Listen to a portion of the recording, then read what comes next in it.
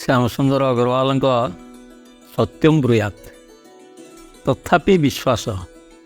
ଥରେ ରାଜାଙ୍କ ଦରବାରରେ ଜଣେ ସନ୍ନ୍ୟାସୀ ଉପସ୍ଥିତ ହୋଇ କହିଲେ, ମହାରାଜ, ଦୀର୍ଘଦିନ ତପସ୍ୟା ବଳରେ ମୁଁ ଏପରି ଏକ ଦୁର୍ଲଭ ଫଳର ଅଧିକାରୀ ହୋଇପାରିଛି, ଯାହାର ସେବନ ଦ୍ୱାରା ମନୁଷ୍ୟ ଏକ ନିରୋଗ ଶରୀର ଓ ଅତୁଟ ଯୌବନର ଅଧିକାରୀ ହୋଇଥାଏ।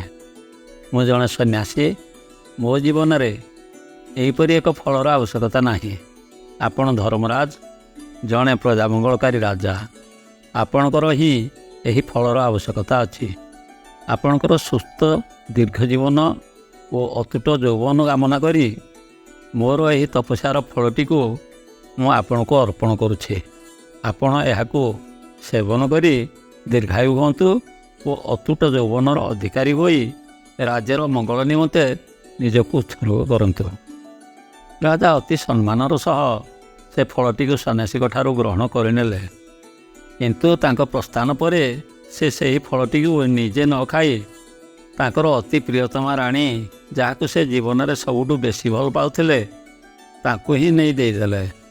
ଏହିପରି ଏକ ଦୁର୍ଲଭ ଫଳର ଅଧିକାରୀ ସେ ନିଜର ପ୍ରାଣଠୁ ଅଧିକ ପ୍ରିୟ ରାଣୀଙ୍କ ଯୌବନ ପାଇଁ ଉଚିତ ବୋଲି ଭାବିଲେ। ରାଣୀ ସେ ଫଳଟିକୁ ଅତି ସୁଆଗରେ ରାଜାଙ୍କ ଠାରୁ ନେଇଯାଇଥିଲେ ଓ ସେହିଦିନ ରାତିରେ ତାଙ୍କ ସହ ଅବୈଧ ସମ୍ପର୍କ ରଖିଥିବା ତାଙ୍କ ପ୍ରେମିକ ଯୁବକ ମନ୍ତ୍ରୀ ଜଣକୁ ତାଙ୍କ ଜୀବନର ଶ୍ରେଷ୍ଠ ଉପହାରକୁ ସମର୍ପଣ କରିଦେଇଥିଲେ। ରାଣୀ ଯୁବମନ୍ତ୍ରୀଙ୍କ ପ୍ରେମରେ ପାଗଳି ଥିଲେ ଓ ତାଙ୍କ ସହିତ ମିଶି ରାଜାଙ୍କୁ ହତ୍ୟା କରିବା ପାଇଁ ସୁଯୋଗର ଅପେକ୍ଷାରେ ଥିଲେ। ତେଣୁ ସେ ଫଳଟିକୁ ତାଙ୍କୁ ହିଁ ନେଇ ଚୋରାରେ ଦେଇଥିଲେ। ଯୁବମନ୍ତ୍ରୀ ଜଣକ ରାଜ୍ୟର ସବୁଠୁ ସୁନ୍ଦରୀ ଏକ ଗଣିକା ପ୍ରେମରେ ପାଗଳ ଥିଲେ। ସେ ଚାହୁଁଥିଲେ ତାଙ୍କର ଏହି ପ୍ରେମିକା ତାଙ୍କ ପାଇଁ ଚିରଯୌବନା ହୋଇ ରହିଥାଉ। ତେଣୁ ସେ ସେହି ଫଳଟିକୁ ନେଇ ଗଣିକାକୁ ତାଙ୍କ ପ୍ରେମର ସର୍ବଶ୍ରେଷ୍ଠ ଉପହାର ସଦୃଶ ଗ୍ରହଣ କରିବାକୁ ଅନୁରୋଧ କରିଥିଲେ। ଗଣିକାଟି ସର୍ବଦା ନିଜର ବୃତ୍ତି ଓ କୃତକର୍ମ ପାଇଁ ନିଜକୁ ଘୃଣା କରୁଥିଲେ ଏବଂ ଏହିପରି ଏକ ଅମୂଲ୍ୟ ଫଳ ସେବନ କରି ନିଜକୁ ଆଉ ଅଧିକ ପାପରେ ଭାରାକ୍ରାନ୍ତ କରିବାକୁ ଚାହୁଁନଥିଲେ। ନିଜର ଅତୁଟ ଯୌବନ ଅପେକ୍ଷା ରାଜ୍ୟର ଜନହିତକାରୀ ରାଜାଙ୍କ ଅତୁଟ ଯୌବନ ହିଁ ଶ୍ରେୟସ୍କର ବୋଲି ଭାବି ସେ ସେହି ଫଳଟିକୁ ନେଇ ରାଜାକୁ ଉପହାର ଦେଇ କହିଥିଲେ, ମହାରାଜ, ମୁଁ ଏପରି ଏକ ଦୁର୍ଲଭ ଫଳର ପ୍ରାପ୍ତ ହୋଇଛି, ଯାହାର ସେବନ ଦ୍ୱାରା ମନୁଷ୍ୟ ଏକ ନିରୋଗ ଶରୀର ଓ ଅତୁଟ ଯୌବନର ଅଧିକାରୀ ହୋଇଥାଏ। ମୁଁ ଜଣେ ବେଶ୍ୟା, ମୋ ଭଳି ପାପିନୀ ଏହିପରି ଏକ ଫଳର ଉପଯୁକ୍ତ ପାତ୍ରୀ ନୁହେଁ। ତେଣୁ ମୁଁ ଏହି ଫଳଟିକୁ ଆପଣଙ୍କୁ ଅର୍ପଣ କରୁଛି। ରାଜା ସେ ଫଳଟିକୁ ଦେଖି ଆଶ୍ଚର୍ଯ୍ୟ ହୋଇଯାଇଥିଲେ ଓ ତାହାର ବାରମ୍ବାର ହସ୍ତାନ୍ତର କାହାଣୀ ଶୁଣି ବିଷାଦଗ୍ରସ୍ତ ହୋଇପଡ଼ିଥିଲେ।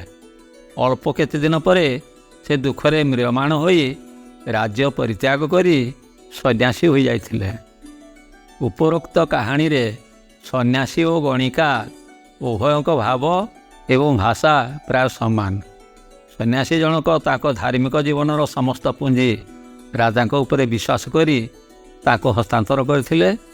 ରାଜା ରାଣୀଙ୍କ ପ୍ରେମ ଉପରେ ଅଗାଧ ବିଶ୍ୱାସ କରି ଫଳଟିକୁ ତାଙ୍କୁ ଦେଇଥିଲେ। ରାଣୀ ଯୁବମନ୍ତ୍ରୀଙ୍କ ପ୍ରେମକୁ ସର୍ବସ୍ୱ ମନେ କରି ଫଳଟିକୁ ତାକୁ ହସ୍ତାନ୍ତର କରିଥିଲେ। ମନ୍ତ୍ରୀ ଗଣିକାକୁ ଖୁବ୍ ଭଲ ପାଇ ଫଳଟିକୁ ତା'ର ଚିରଯୌବନ ପାଇଁ ତାକୁ ଭକ୍ଷଣ କରିବାକୁ ଦେଇଥିଲେ। ଗଣିକା, ଯିଏକି ପ୍ରେମ ଓ ବିଶ୍ୱାସର ଏକ କଳଙ୍କିତ ନାମ, ସେ ରାଜା ଓ ରାଜ୍ୟବାସୀଙ୍କ ପ୍ରତି ନିଚ୍ଛକ ପ୍ରେମ ପ୍ରଦର୍ଶନ କରି ଫଳଟିକୁ ରାଜାଙ୍କୁ ଅର୍ପଣ କରିଥିଲେ। କାହାଣୀରେ ସମସ୍ତେ ବିଶ୍ୱାସଘାତକତା କରିଛନ୍ତି, କିନ୍ତୁ ରାଜା, ରାଣୀ ଓ ମନ୍ତ୍ରୀଙ୍କ ବିଶ୍ୱାସଘାତ ବିଷ ସଦୃଶ ହୋଇଥିବା ବେଳେ ଗଣିକାର ବିଶ୍ୱାସଘାତ ଅମୃତ ସହ ତୁଳନା କରାଯାଇପାରେ। ବିଶ୍ୱାସରେ ବିଷ କିଛି ନୂଆ କଥା ନୁହେଁ। ବ୍ୟାସଦେବଙ୍କ ମହାଭାରତ ଏହାର ଅନେକ ଉଦାହରଣରେ ଭରପୁର।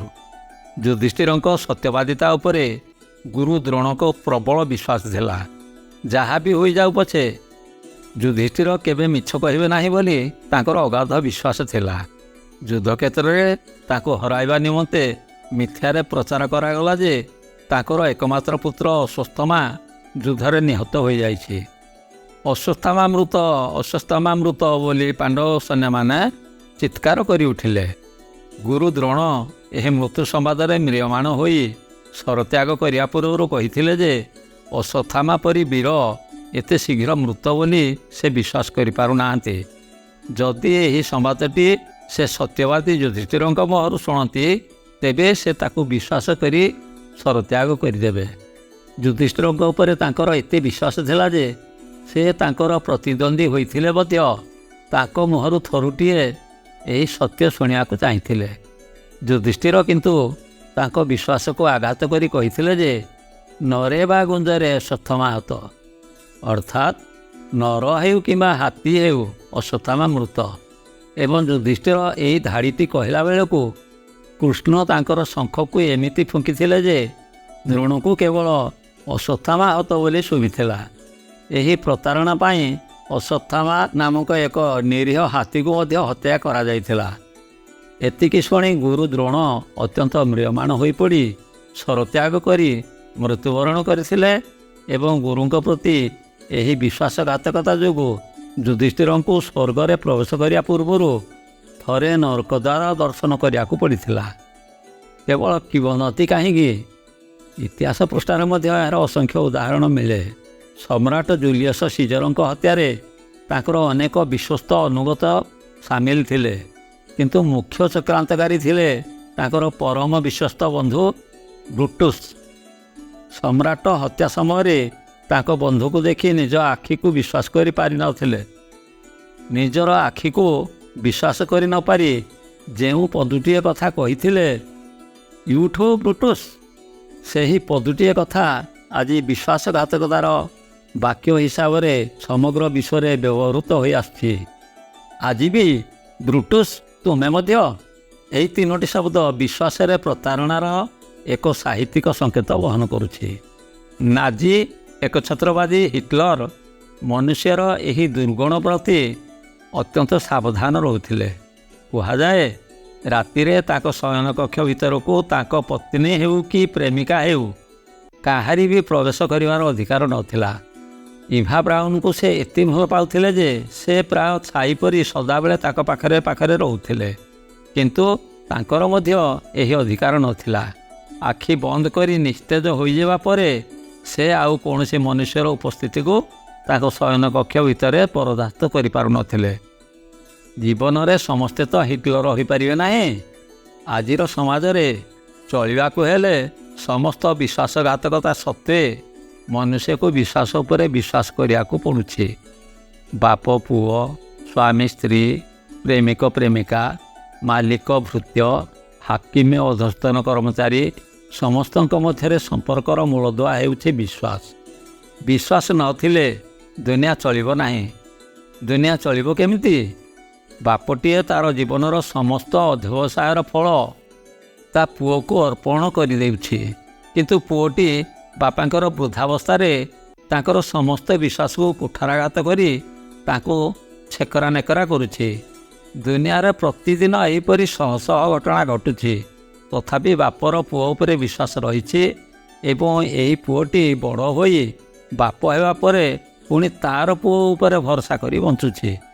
ଅନେକ ସ୍ୱାମୀ ସ୍ତ୍ରୀ 3-4ଟି ସନ୍ତାନର ମା' ବାପା ହୋଇ ମଧ୍ୟ ପରସ୍ପରଙ୍କୁ ବିଶ୍ୱାସରେ ଧୋକା ଦେଇ ଚାଲିଛନ୍ତି। 3ଟି ସନ୍ତାନର ମା' ତା ପୁଅ ବୟସର ଯୁବକ ସହିତ କିମ୍ବା ବୃଦ୍ଧ ବାପଟିଏ ତା ଝିଅ ବୟସର କୁମାରୀ ଝିଅଟି ସହିତ ଫେରାର ହୋଇଯାଉଛି। ରୋଜ ଏମିତି ଘଟଣା ଖବରକାଗଜରେ ବାହାରୁଛି। ତଥାପି ସମାଜର ବିଭାଗର ଖୁବ୍ ଧୁମ୍ଧାମରେ ଚାଲିଛି ଓ ସ୍ୱାମୀ ସ୍ତ୍ରୀ ଦୁହେଁ ଅଗ୍ନିକୁ ସାକ୍ଷୀ ରଖି ପରସ୍ପର ଏକ ବିଶ୍ୱାସର ବନ୍ଧନରେ ବାନ୍ଧି ହେଉଛନ୍ତି। ପ୍ରେମିକାଟିଏ ନିଜର ଏକ ଦୁର୍ବଳ ମୁହୂର୍ତ୍ତରେ ତା'ର ସର୍ବସ୍ୱ ତା ପ୍ରେମିକକୁ ସମର୍ପଣ କରିଦେଉଛି, କିନ୍ତୁ ପ୍ରେମିକ ତାକୁ ପ୍ରତାରଣା କରି ସେହି ଦୃଶ୍ୟର ଏକ କାମଦୀପକ ବ୍ଲୁ ସିଡ଼ି ଉତ୍ତୋଳନ କରି ବଜାରରେ ଚଢ଼ା ଦରରେ ବିକ୍ରି କରି ଲକ୍ଷ ଲକ୍ଷ ଟଙ୍କା ରୋଜଗାର କରିଚାଲିଛି। ୟା ଅର୍ଥ କ'ଣ ପ୍ରେମ ଆଉ କରିବା ନାହିଁ? ମନ୍ତ୍ରୀ କି ହାକିମଙ୍କ ମୌଖିକ ନିର୍ଦ୍ଦେଶରେ ଅଧସ୍ତନ କର୍ମଚାରୀମାନେ କାର୍ଯ୍ୟଟିମାନ କରି ଅନେକ ସମୟରେ ଅପଦସ୍ଥ ହୋଇଯାଉଥିବା ବେଳେ ଉପରିସ୍ଥ ପଦସ୍ଥ ବ୍ୟକ୍ତିମାନେ ନୀରବ ରହିଯାଆନ୍ତି। ତଥାପି ରାଜ୍ୟ ଶାସନ ସେହି ଚିରାଚରିତ ଢଙ୍ଗରେ ଚାଲିଛି। ଭୃତ୍ୟମାନେ ଯେଉଁ ଥାଳିରେ ମାଲିକର ଅନ୍ନ ଖାଉଛନ୍ତି ସେହି ଥାଳିକୁ କଣା କରିବାରେ ଲାଗିଛନ୍ତି। ଯେଉଁ ଲୁଣ ଦ୍ୱାରା ନିଜର ଭାତ ଡାଲି ତରକାରୀ ଆଦିକୁ ସ୍ୱାଦିଷ୍ଟ କରିଥାନ୍ତି ସେହି ଲୁଣକୁ ହିଁ ଗୋଇଠା ମାରିଥାନ୍ତି। ଏତେ କଥା ହେଲା ପରେ ମଧ୍ୟ ଆଜି ବି ମାଲିକ ଭୃତ୍ୟ ବିନା ବଞ୍ଚିପାରୁନାହିଁ ଓ ଭୃତ୍ୟର ଦାନା ପାଣି ସେହି ମାଲିକ ଉପରେ ହିଁ ନିର୍ଭର କରୁଛି। ଏଠି ମୋର ସଂକ୍ଷିପ୍ତରେ ଏତିକି କହିବା ହେଲା ଯେ ବିଶ୍ୱାସ ହେଉଛି ମଣିଷର ଏକ ସହଜାତ ସକାରାତ୍ମକ ଲକ୍ଷଣ। ଏହାର ଅନେକ ବ୍ୟତିକ୍ରମ ଦେଖି ସେ ବିବ୍ରତ ହୋଇପଡ଼ୁଛି, କିନ୍ତୁ ଆଜି ବି ଏ ଦୁନିଆ ବିଶ୍ୱାସ ଉପରେ ତିଷ୍ଠି ରହିଛି। ଆପଣ ବି ଏହି ବିଶ୍ୱାସ ଉପରେ ଆସ୍ଥା ରଖନ୍ତୁ। ଆଜି ରାତିରେ ଶୋଇଲା ବେଳେ ଅନ୍ତତଃ ଏତିକି ବିଶ୍ୱାସ ରଖି ଶୁଅନ୍ତୁ ଯେ ଆଉ କିଛି ହେଉ ବା ନ ହେଉ, କାଲି ସକାଳ ହେଲେ ସୂର୍ଯ୍ୟ ନିଶ୍ଚୟ ଉଦୟ ହେବେ, ପତ୍ରମାନେ ନିଶ୍ଚୟ କଅଁଳିବେ ଓ ଫୁଲମାନେ ନିଶ୍ଚୟ ଫୁଟିବେ। ସମାପ୍ତ।